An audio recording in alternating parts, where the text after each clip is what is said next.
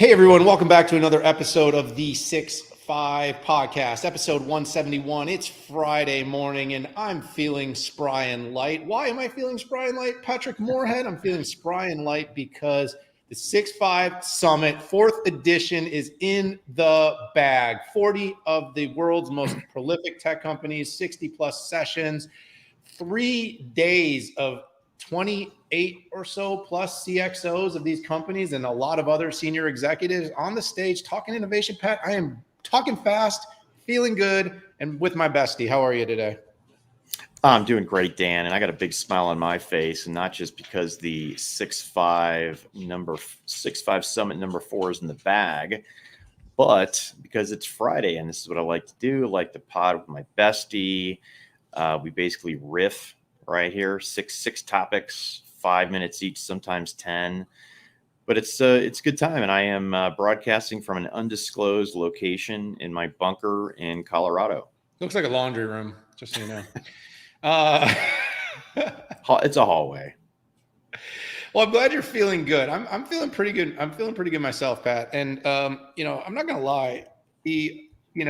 As our companies have gotten bigger and as the 6-5 has gotten bigger, it certainly has become a little less stressful, but it's also become more stressful because it's now a business. It's now become a company. We are now growing this global footprint. We have some incredibly large technology companies that have looked at the 6-5 as an opportunity to really build visibility for their products, solutions, services, and thought leadership. And I, for one, couldn't be more proud of what we've been able to accomplish. But it's also been nice to have a whole team of people. You saw the social stream buzzing all week long, LinkedIn, Twitter. I was TikToking. Just kidding. I don't TikTok. But, the point is there was a lot going on, and that's really good. So thanks to all our sponsors. We'll wrap that up at the end, though.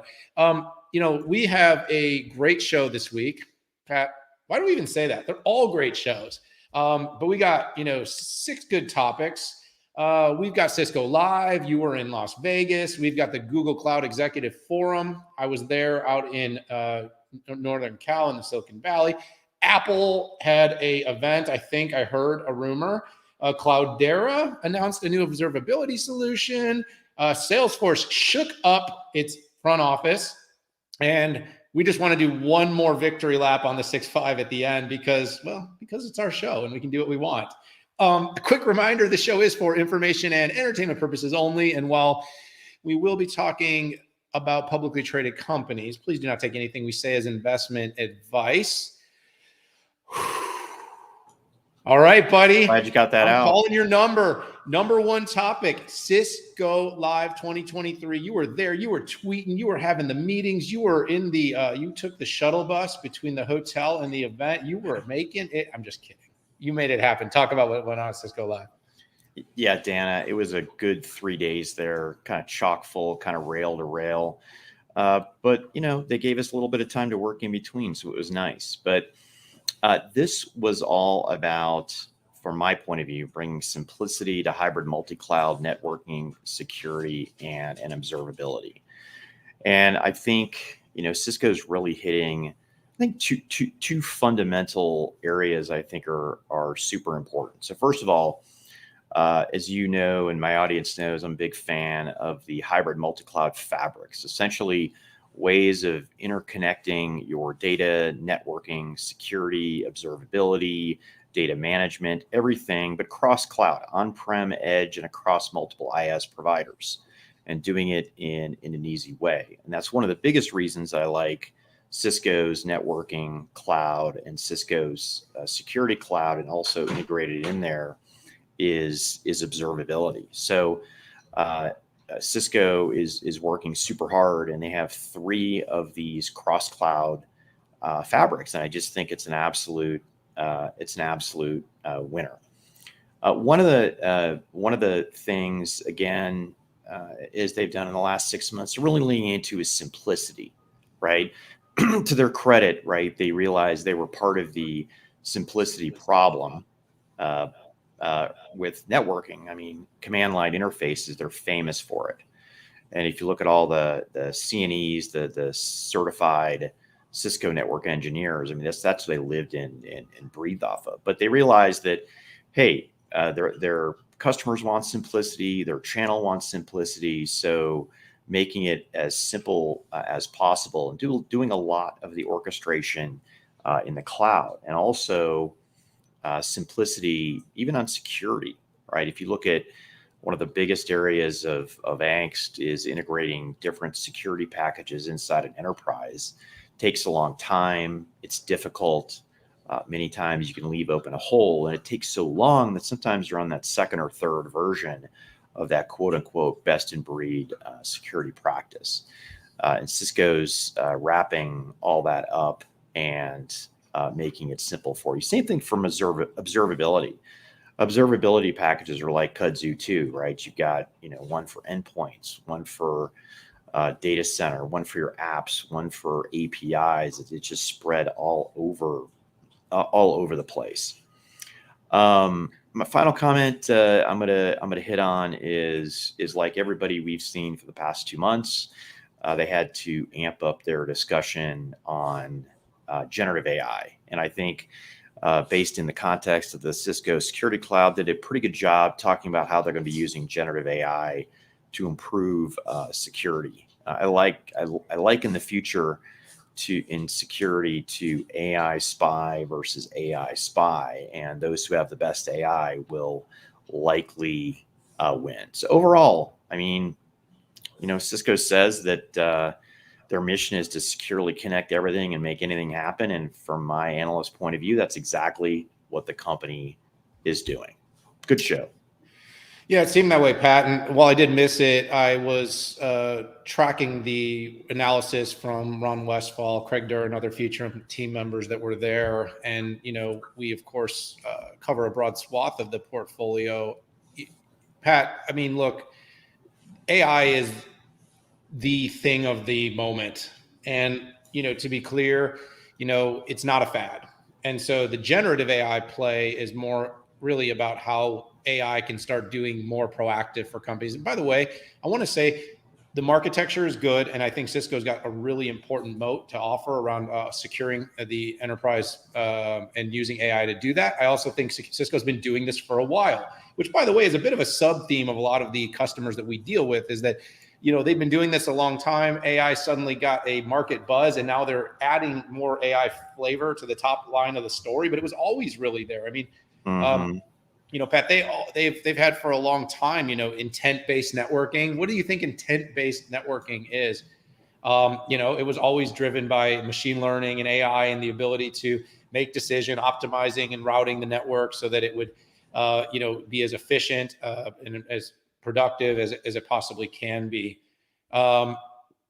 Then you have, the overall role that, generative AI can play. Well, I think what we got here was a preview, a preview of how, the technology can move from a, fragmented to more holistic. We can simplify policy. You've seen you can deal with things like quantum cryptography, which is something that Cisco is promising that its generative AI powered capabilities are going to help with. So, like all things, though, there was kind of those few big takeaways, which in my opinion, the generative AI play was the kind of thing on display. But they had some pretty promising announcements. Observability has been in style for some time at Cisco. I felt that was a focal point and something that we could definitely lean into. And then, you kind of see the rest of the portfolio. There's question marks and some work that needs to be done around the WebEx and the collaboration platform. We're seeing that portfolio lag the overall industry. But, we're users at Futurum Group, so we still believe in this. But how are they going to adapt and adopt? And, you saw things like integrations recently with Microsoft Teams and others with Cisco, knowing that they're starting to see interoperability as a key capability. So Cisco Live, because of Cisco's massive breadth of portfolio, it's hard to cover the whole swath. But I do think the generative-based security was probably the hottest topic of the conference. And then I think, their continued focus on observability software and shift to ARR were some of the other items that I think were really in focus as well, Pat. So yeah, day two, they did do a double click into the UCAS and CCAS part of that. Pretty impressive. It's everything you would have expected right? Like call notes, things like that. Cisco's already using AI to make audio better. But analyst Melody Brew will have a write-up on that. I've already published kind of day one insights on Forbes.com. You can check it out in the show notes. Yeah, everybody, Pat's Forbes columns are always the best. I wouldn't say that, but always the best. All right. So listen, let's hit the next topic. Let's talk about Google Cloud Executive Forum. So Google Cloud Executive Forum was probably one of the most interesting, prolific moments for me in this whole generative AI shift. And let's talk about why that happened. We've been kind of looking at the haves and have-nots for some time. And so over the last 2 decades, ML-based data science and data pipeline has been something that, how do you explain it? Has been really a haves only, meaning you had to have a big company, you had to have a rash of data scientists, you had to have a team of hardware engineers, you had to have the ability to stand up and run PyTorch or different, AI ML data science stacks. You probably were running Hadoop or Cloudera. And what I'm saying is this was what you needed in an enterprise to be able to take advantage of data. So going back, thinking about the era of Walmart having such a massive competitive advantage of being able to, know what customers would want and have order volumes correct that small mom and pop shops could never possibly compete with. Well, then over the last few years, we've seen kind of the democratization of app building. You saw this happen with websites. You saw this happen with, but up to maybe a year ago, data science and AI was something that was really for a very small set of audiences. Sure, there were some tools and things you could do in Intuit and QuickBooks, or there were some light versions of tools in Salesforce or in NetSuite that you could use, but it was hard. And so what I really thought was in focus here was they brought us in front of customers, large enterprises, but also smaller businesses. And they brought them all together into one place to talk about a number of different things, but kind of the shift from Vertex, which is their the generative AI and AI ML platform that Google has been offering. And now what they're launching is called the Generative AI App Builder.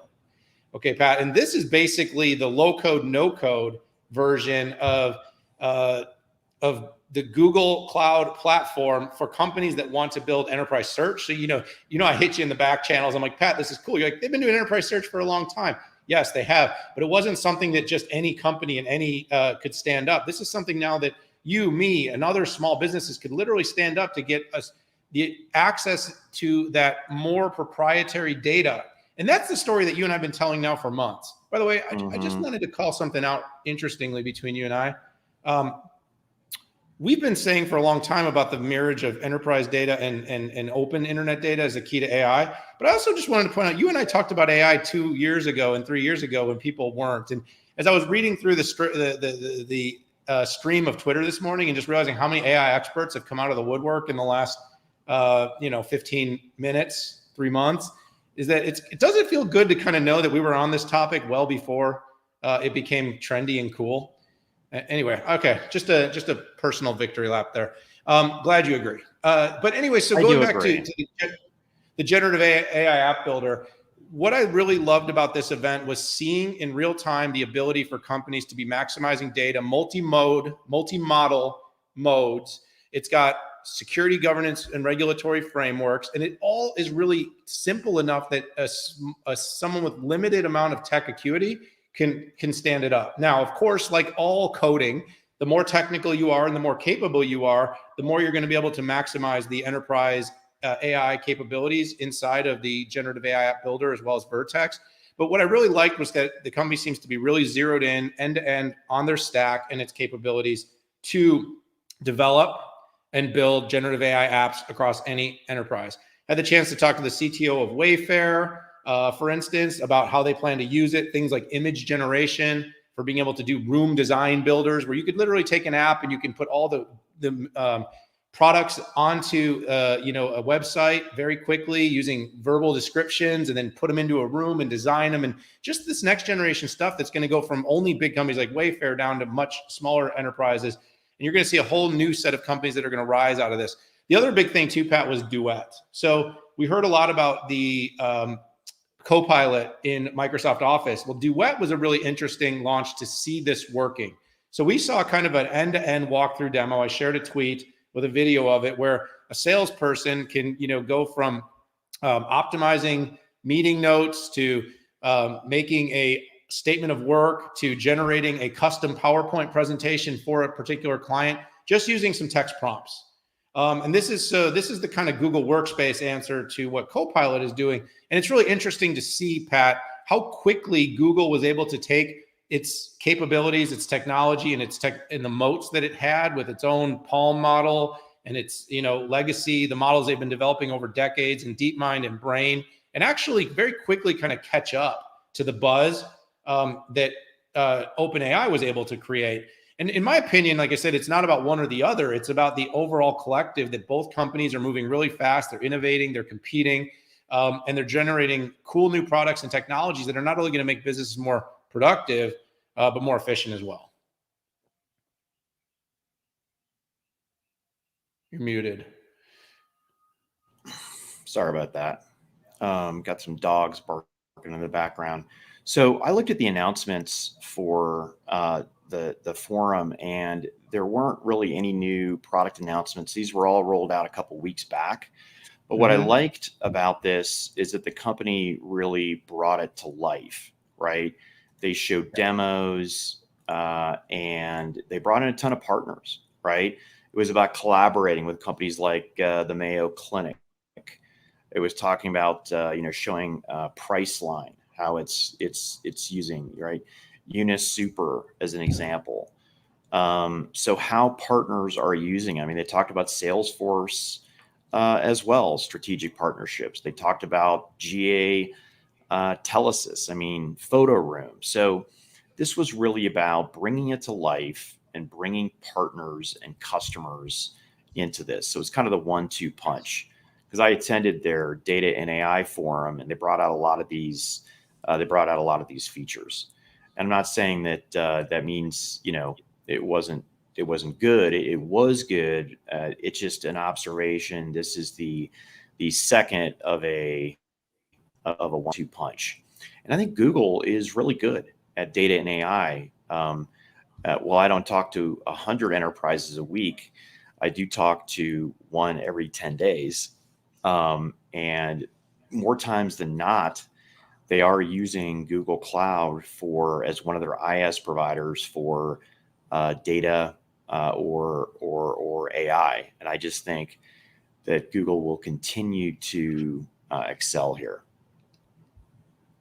Yeah, and Pat, you made a good point, and obviously, not to conflate the announcement and the timing. This was as an analyst, we were a very small subset that got invited to see the customer interactions, and that's why it was an executive forum. It was customer centric, and I think you and I love that, and that's kind of an important thing to point out. Is from time to time, it's great that we're constantly hearing from the vendors about what they're doing, but it's probably even better for us when we hear from the customers how they're implementing it. And so, I've been impressed with the speed at which they've gotten to market with things. And of course, like I said, I think we're going to see constant kind of leapfrogging and back and forth. And by the way, who wins when that happens? All of us. We all win when these big tech companies are competing. So sounds like a commercial, like for insurance or mortgages or something. When banks compete. Anyway. All right, buddy, let's go on. Dude, let me strap my goggles on, my massive goggles, and I'll put my battery pack in my back pocket. And let's talk Vision Pro. Wait, I don't have one. Go. Yeah, a lot of things to talk about here. So first off, unless you're living under a rock, you know that Apple announced XR headset at WWDC. This is a large pair of ski-looking goggles with an external cable with a battery pack that you stick in your pocket. You can also plug it in, by the way. Costs $3,500, available in the US only, available early 2024, which could also mean the very last day of June. I want to give you some of my experience highlights. I mean, I've been looking at this area. I mean, 3D stereoscopic goggles goes back to 1996. So yeah, I've been thinking about this a lot. Anshul Sag he's an analyst of mine, spends 50% of his time just on this topic, I urge you to read his article. I think he has 250,000 reads so far of his analysis. Yeah, I know, pretty amazing. So first off, some of the experiential highlights for me, kind of the new stuff, kind of micro finger gestures. So no paddles and no, why, just, like think of violin, right, in your hands, right, type of stuff, and just even putting them on the ground. And I think this is a pretty good deal. Second observation. So typically there's this demarcation between VR and XR, where it's VR, nobody can see your eyes. VR and AR. And AR, people can see your eyes. But what Apple did here is they actually put a display on the outside, so when a person comes into view, they can start to see your eyes. They're not your fake eyes. Sorry, they're not your real eyes. They're actually a set of fake eyes that come up. So you can actually have a conversation with a person if they come into view. On iMessage calls, creates a fake version of you, right? Because obviously you don't need the external cameras. There's cameras inside of the headsets, but I thought that was really interesting. Headset does require special fitting, just like the early HoloLens did. So you won't just be able to buy this. It needs to be a perfect fit to work as Apple thinks it needs to work. So a little friction there. 4K per eye, I think that's good. But I think you'll likely see pixels if you have very high visual acuity like me. Some of the immersive movie claims and demos were super exciting. But then again, there's that 2 hours of battery life, literally 2 hours of battery life. Maybe you can get a movie in, maybe you can't. So who cares? So what? State of the market.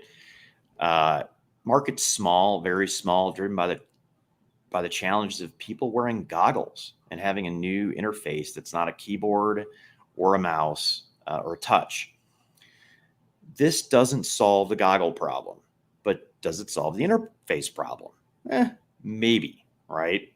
If any company is going to nail this, I think Apple will, and I think the industry wants it so competitors can come in and make it cheaper and more open, right? It happened like this in PCs, tablets, and smartphones.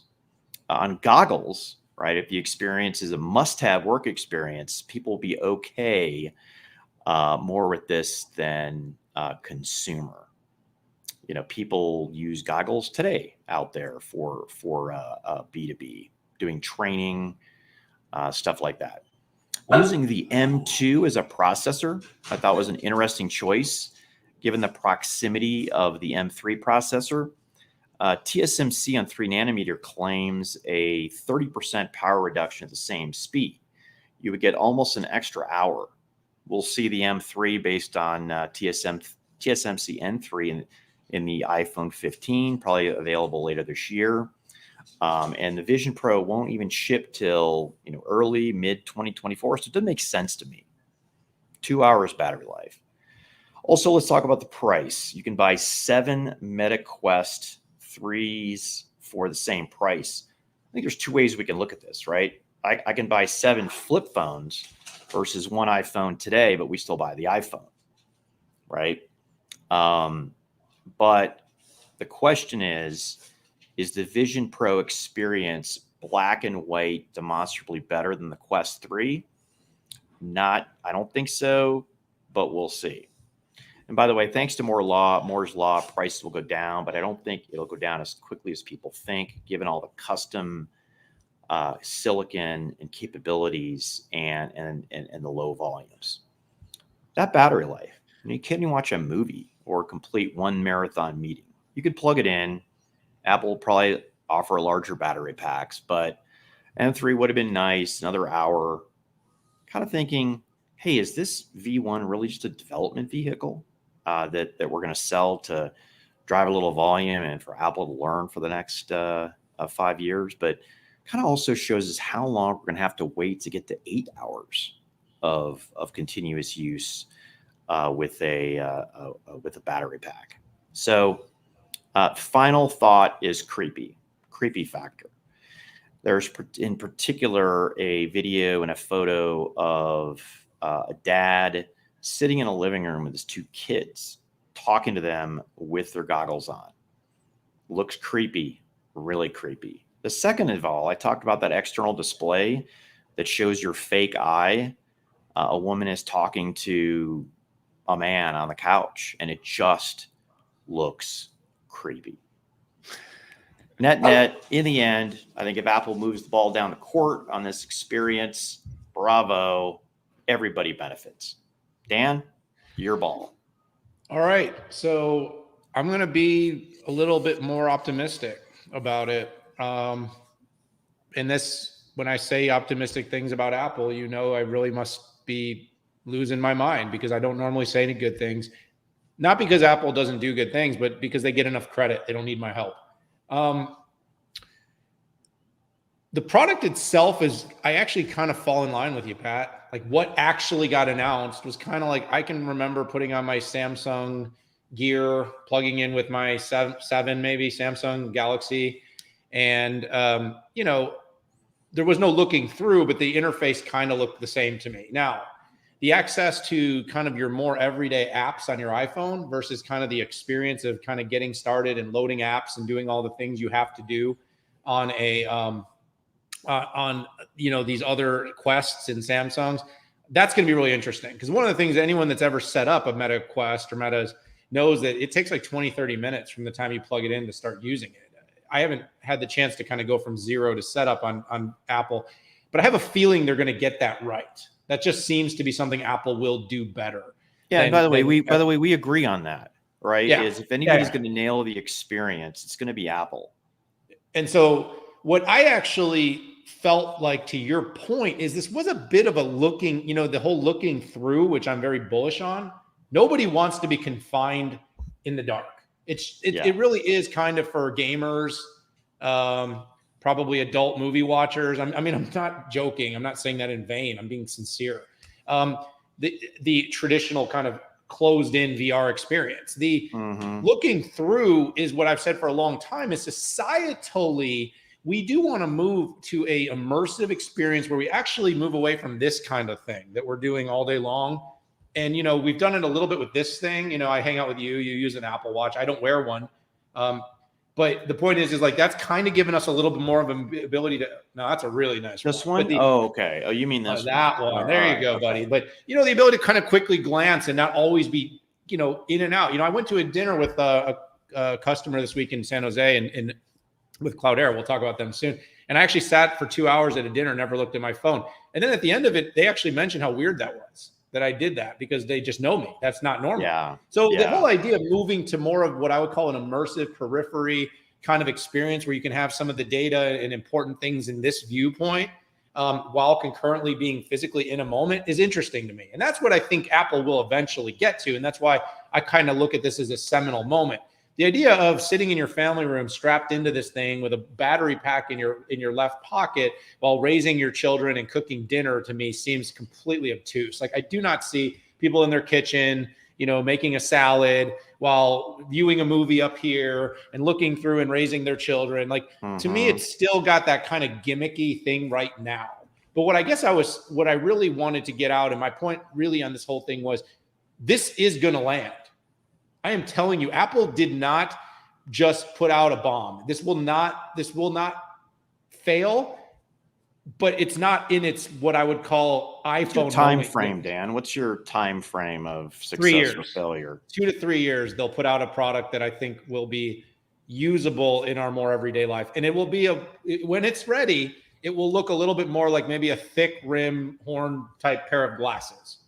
And I'll tell you what, though, it has to be enclosed. This current use case is 100% enclosed, given that movie experience that they show. I think it'd be hard to have a movie experience without having, and I don't know if you remember, there were some glasses like in the 60s or 70s that had like leather on the side that would, you know, give you the full piece. But I think that's going to be hard.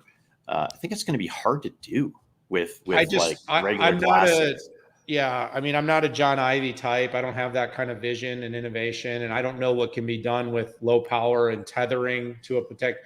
I still always envisioned a tether that would be Yeah. going on. And so the compute probably wouldn't actually be in the glass. But again, that requires a lot of engineering and design and low power and the ability to, have almost no latency while doing something Mhm. wirelessly. So there's a lot of reasons that may or may not work. I'm just telling you, like, I just don't think it was kind of like I joked when NVIDIA put out that $4 billion guide up. And I said, there's no way they did that if they didn't know they could hit it. And in Apple, I just don't see any chance that they would have launched this knowing this was the best it was ever going to be. They Yeah. know they're going to be able to do better. And what I really think in the end is they're going to solve the immersion problem. And whether this version ends up being the version, the immersion problem is that AR and VR and spatial computing has an application, but right now it has mostly forced us to exit the physical realm to be in the digital realm. And even the glasses, like, they're still kind of weird. You got all the. What I'm saying is, at some point, we need to be able to physically and digitally coexist in kind of like Terminator mode. And Mhm. so, is Apple going to build a more elegant Terminator mode? And I think they're going to be the ones that get it right. And by the way, I also think they just have this prophetic desire to be in Meta's garbage and just causing Meta so much discomfort and pain all the time if they can. Because Meta's been doing this for a decade. They've been spending billions of dollars every month. And then, Apple comes out with a product that's okay, it's interesting, and instantly all of a sudden I was like, woohoo, it's ready. Like Meta's been doing this a long time, and other people have too. But when Apple does something, that it tends to mean it and it tends to stick. Good feedback. Good ads. I know it's my turn now, and I'm supposed to keep going, but I just wanted to pause there and just in case you had anything.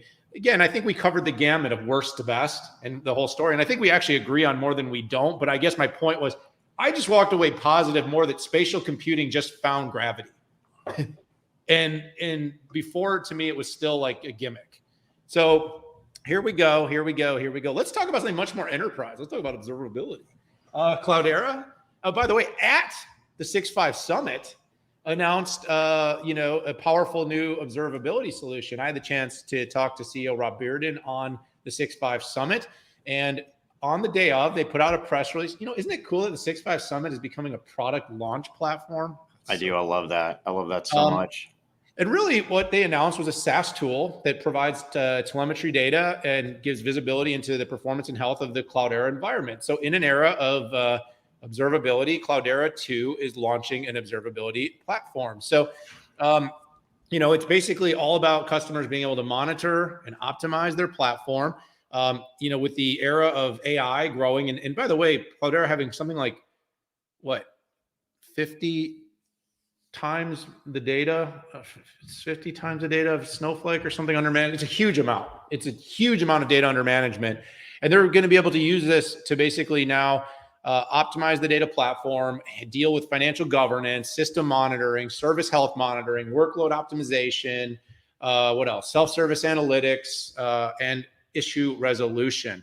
Now, this is focused on the Cloudera data environment. So this is not observability in the sense of like the observability that's looking at a whole IT architecture and ecosystem. This is basically saying you may have petabytes of data in your business under management, and all this data is influential to how apps run, how infrastructure is performing and such. So it's working inside the Cloudera data environment to provide observability, so that you can use Cloudera and find issues, root causes, support requests. I thought this was a good ad, Pat. I mean, this was a good additional capability. Their roadmap has been very innovative for a company that sometimes doesn't get credit for being innovative. They've been showing predictive, AI focused stuff, Pat, AI and ML. By the way, another company that's been doing this for a really long time. It's not like a new thing there, but predictive tuning, automated metadata, intelligent troubleshooting, cost predictions, and capacity.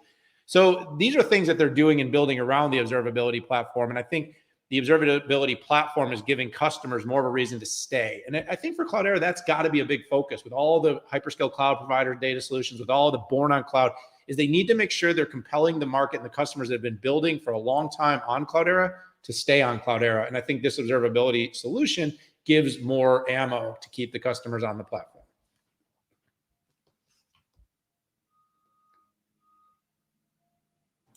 Sorry, folks. Sorry, audience. two dogs just barking away. My apologies. No, listen, first of all, observability is all the rage, and that's because of the fractalization of infrastructure and applications.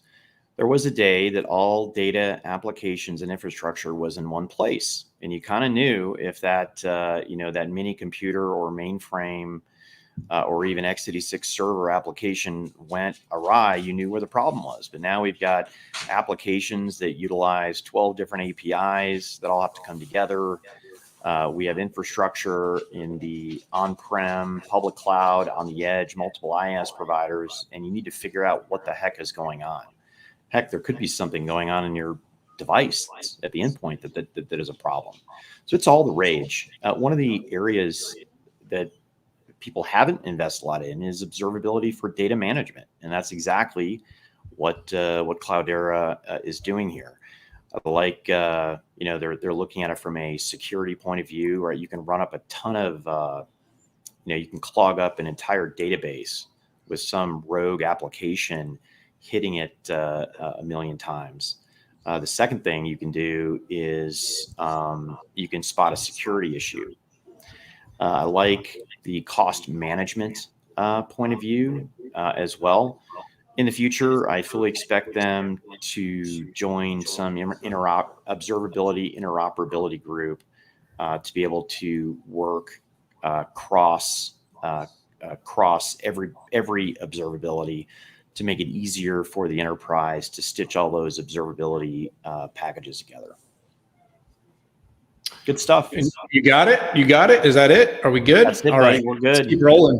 So, Pat, I'm off to New York on Monday for a top secret launch for a company that might be doing some cool stuff on AI. I can't say anything about that, but let's not talk about that company. Let's talk about another company that might be doing something interesting around AI. But let's talk about some leadership changes with this company. I'm just throwing AI in everything now because You should just change your name to Daniel Newman. AI. Wait, hold on.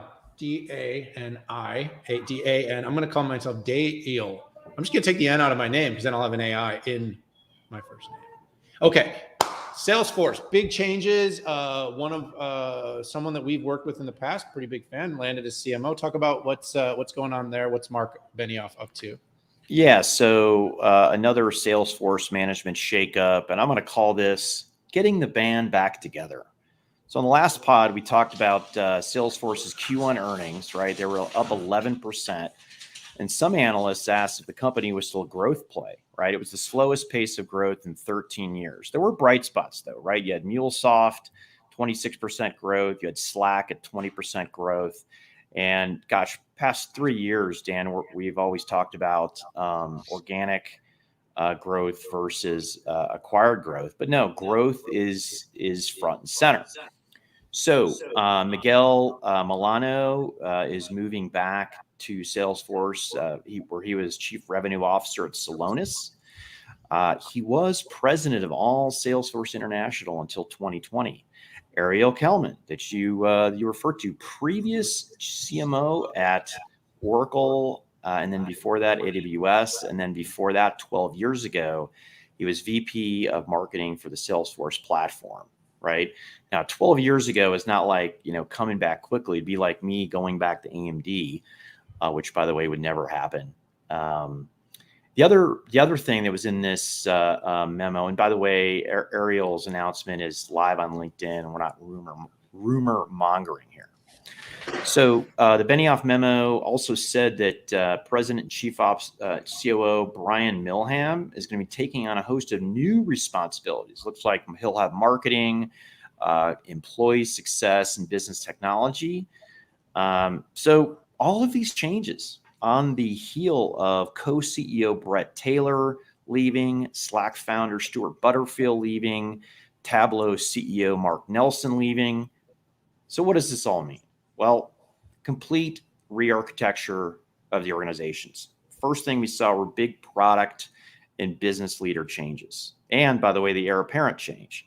Now we have big changes in the sales and marketing function with Miguel and Ariel, and a potential new successor to Mark with Brian.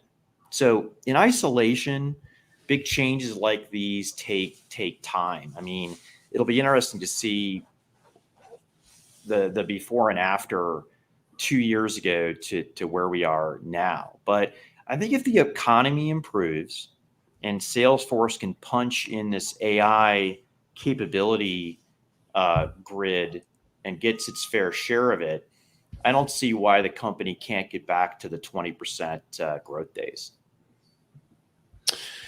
Yeah, I think you hit a couple of key points on the head. I don't think we need to belabor this, but let's talk. This is a great reset. The company's seen its growth slow to the slowest it's grown in ever, I'm pretty sure, is what the data points came out to.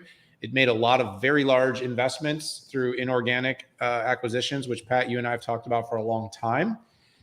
Inorganic is part of the strategy to grow, but you need to continue to innovate on the core products in most cases in order to be successful.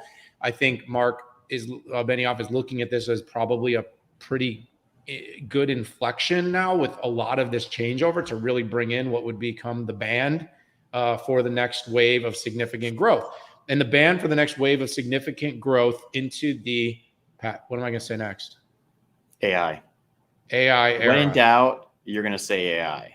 Dan doesn't actually know a lot, but he likes to say the words AI. But in all seriousness about AI, Pat, is like, look, they just launched Salesforce GPT, Tableau GPT, Slack GPT. Like, this company is pivoting to now be, remember Einstein, remember AI in the boardroom. I mean, he's been talking about this for a long time, but it hasn't landed for the company.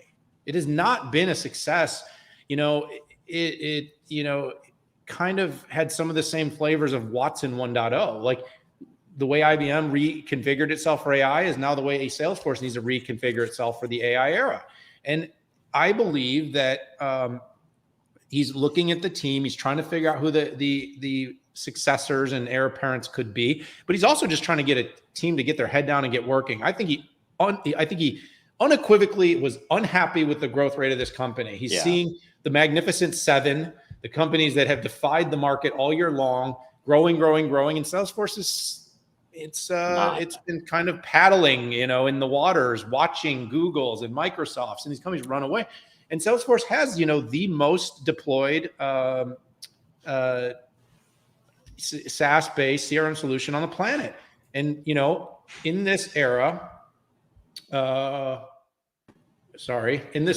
that was me. The company needs to get itself up to date and stay relevant. These are those pivotal moments in a company's existence where they have to make a decision to change, to stay relevant and keep growing. I think Salesforce has the capabilities to do that. It's got the customer base, it has the loyalty, it has the admiration in the marketplace, but it has gotten a little bit stagnant. Shake it up. Let's rock and roll. AI's got to be the moment. And now we have to start to see some energy, some growth, some innovation in product to help the market get excited again, spending more, expanding that revenue dollar with every existing client and getting new clients to sign up. It's going to be more competition than ever, and generative AI will create new competition from unexpected places. So Salesforce, big moment. Let's see how this goes. Pat, we're going to end here. Heck yeah. We're going to end here. Let's just talk about ourselves for a minute. Because you know what I mean, it's not about us. But it's kind of about us. It's kind of about us. Yeah. So in case you have been under a rock for the last, 4 years, every year we do this thing called the 6-5 Summit. Yes, this started in 2020, born in the pandemic era with an overwhelming amount of requests from our customers to help them in a kind of pivot to remote era, help tell the story. And we really embraced it. And so, we had our fourth year one, Michael Dell was our opening keynote. In year two, we had Pat Gelsinger of Intel. In year three, we had Arvind Krishna of IBM. And this year we had Broadcom and possibly soon to be VMware CEO, Hock Tan. And not only do we have those four, but we have now had probably over 100 CEOs of big tech companies, and not to mention hundreds of CXOs in the top ranks of these organizations speak at our event. And this isn't a news event so much, although it's kind of become that a little bit because we're kind of cool and people want to launch stuff at our event, Pat. But it's also become really a best world-class, World Economic Forum in itself of thought leadership around tech, with this year, the focus being on innovating in rough macroeconomic environments. And by the way, if there wasn't a more perfect example, it's been the tech boom that's come from AI. That literally between the time we launched this event and the time the event happened has driven the tech industry from what was recessionary and contracting to, Pat, we just re-entered a bull market. We just re-entered a bull market AI. After the longest bear market since the middle of the 20th century because of AI. There you go. Hey, don't pick on me, man. When I'm right, I'm right. Just say it, Dan. You're right. Right. Dan.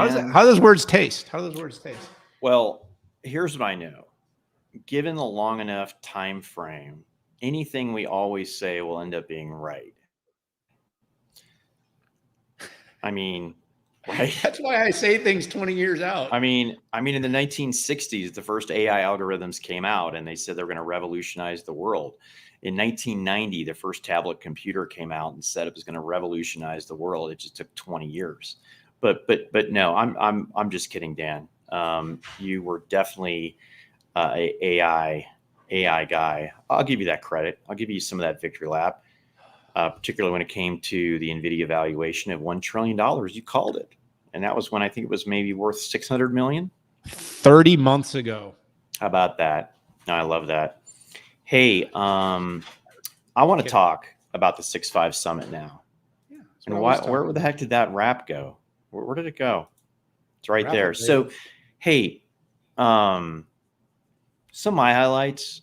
First of all, with Hock Tan, CEO of Broadcom, we had an opener that just doesn't speak at conferences. He just doesn't do this, right? And that's what I think 99 out of 100 people gave me feedback. It's like, oh my gosh, how did you get Hock Tan to speak in an event, right? And I really appreciated his wisdom that he brought to the table. We're so focused on, the next new thing. He just puts a level of wisdom that's really hard to come across. And by the way, it's really hard to communicate, and he did a great job. Another highlight for me, another one of our opener, Kirk Skaugen, president at Lenovo. And, this is a company that generally stays quiet on the data center front. And it was cool to get a front row center seat insider view of how the company is racking up such big share gains, as all of these infrastructure companies are going down. Lenovo's going up, and they're doing things like vertical integration. They're leveraging partnerships. It was pretty cool to see. I also I really liked Ericsson North American CEO coming on, talking about giving us a sobering view of 5G, kind of what it's going to take to get full advantage of the technology, which is about developer focus, right? API driven capabilities and leveraging those massive MIMO abilities to be able to get the perfect QoC quality of service at the right price for those Web.4.0 apps. And then finally, Marvell COO Chris Koopman's giving the insights into AI and why connectivity matters. And I think we need to remember that it's not just about the GPU compute; it's about the connectivity as well. And I really appreciated that. Overall, on the track openers, I had looked at it and literally most of them were AI. Imagine that, Dan. You must have been really happy. AI for developers, AI for enterprises, AI on the edge, AI in the data center. AI for security, AI for personal use cases. Right. I was just really right.